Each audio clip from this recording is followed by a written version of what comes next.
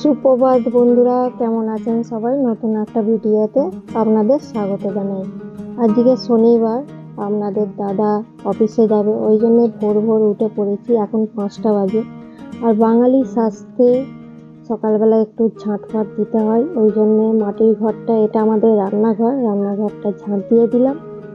আর এটা মাটির ঘরের দৌড়টাও একটু ঝাঁট দিয়ে দিলাম।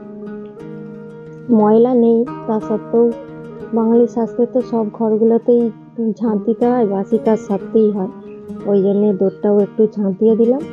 আর এটা হলো মাটির ঘরের উঠোনটাও একটু পরিষ্কার করে নিলাম ঝাঁট দিয়ে।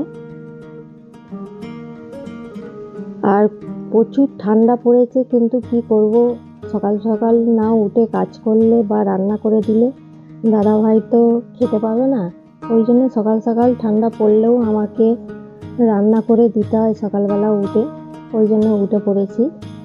ঠান্ডাও লাগছিল প্রচুর। আর দেখুন, অন্ধকার থাকতেই একটু উঠতে হয়, নাহলে টাইমে ভাত দিতে পারবো না, বেরিয়ে যাবে দাদা। ঝাঁট দেওয়া হয়ে গেছে। এবারে একটু কলতলায় বাসনগুলো ছিল কালকের, বাসনগুলো একটু ধুয়ে নিলাম।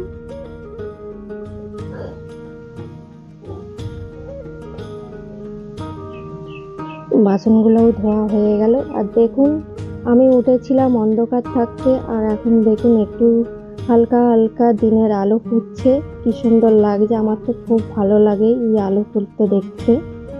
আপনাদেরও একটু দেখালাম, দেখুন হালকা আলো ফুটছে, ভালো লাগছে। সাদা হচ্ছে, এখনো অন্ধকার আছে একটু একটু। ওই দিকের আলোগুলো জ্বলছে, বাড়ির আলোগুলো জ্বলছে। আর এটা আমাদের বাড়ি ঢোকার রাস্তাটা আলো জ্বলছে। আর তাহলে ভিডিওটা ভালো লাগলে অবশ্যই কমেন্ট করে জানাবেন। আর টাটা, বাই বাই, দেখা হচ্ছে আর একটা নতুন ভিডিওতে।